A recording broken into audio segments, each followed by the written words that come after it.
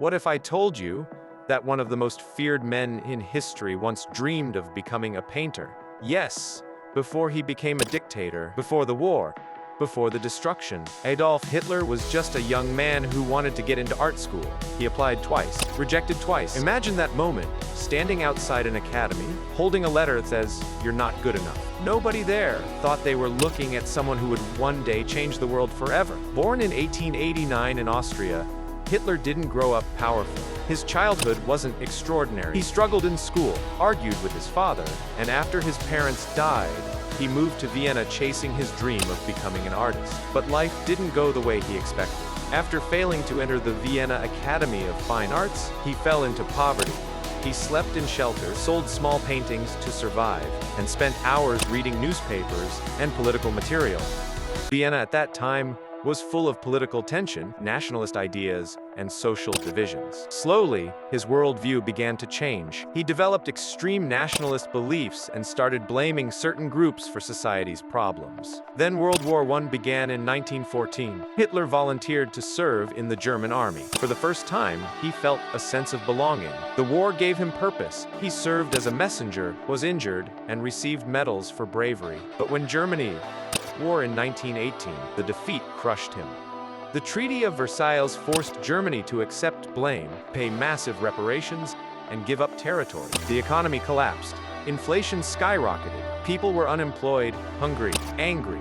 And when a nation feels humiliated and desperate, it becomes vulnerable. In 1919, Hitler joined a small political group called the German Workers' Party. At first, it was insignificant, but when he started speaking, everything changed. He wasn't calm or academic. He was emotional, intense, dramatic. He spoke about pride, betrayal, national strength. Crowds grew. The party was renamed the Nazi Party. Symbols were created. Rallies were organized. Slowly, his influence expanded. In 1923, he attempted to seize power in a failed coup known as the Beer Hall Putsch. It failed miserably. He was arrested and sent to prison. Many people thought was the end of him, but prison and his turning.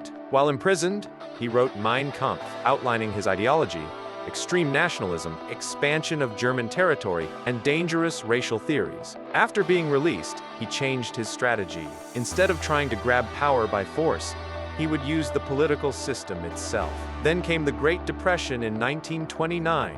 Germany's economy was shattered again. Millions were unemployed.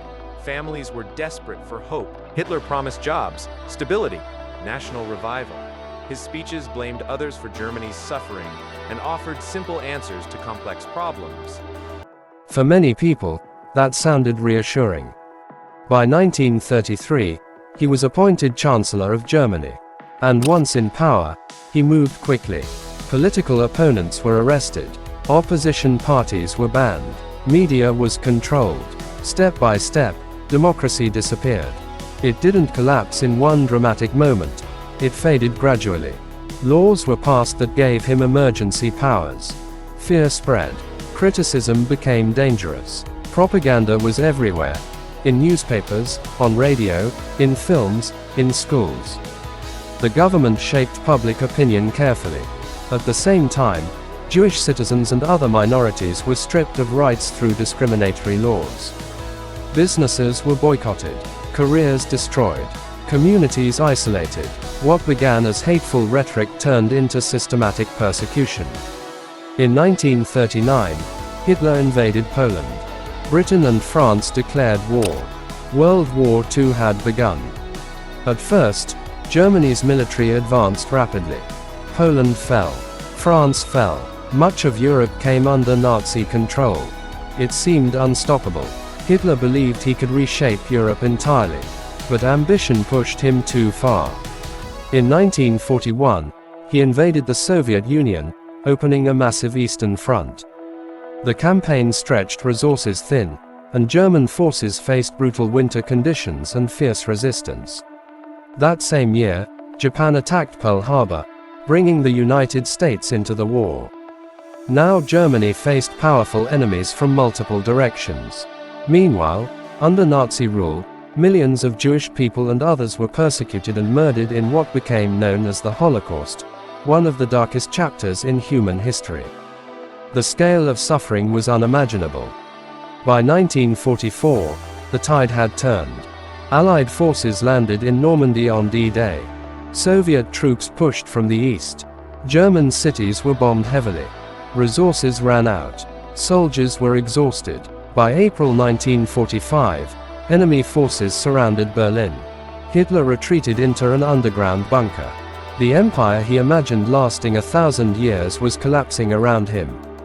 On April 30, 1945, facing inevitable defeat, he took his own life. Days later, Germany surrendered. The war in Europe ended, but the damage was irreversible. Tens of millions of lives lost. Cities destroyed. Families shattered. When we look back at this story, one thing becomes clear: Hitler did not rise alone. He rose in a time of economic collapse, political instability, and widespread anger. He used powerful speeches, propaganda, and promises of national revival to gain trust. Institutions weakened slowly, freedoms disappeared gradually, and by the time many realized what was happening, it was too late. That's why this story still matters. It's not just about one man. It's about how fear can be manipulated, how crisis can reshape politics, how leadership can influence millions, for good or for catastrophic consequences. History is not just about the past. It's a warning. And the real question is not simply how Adolf Hitler came to power. The real question is how societies can recognize the warning signs and ensure that such destruction never happens.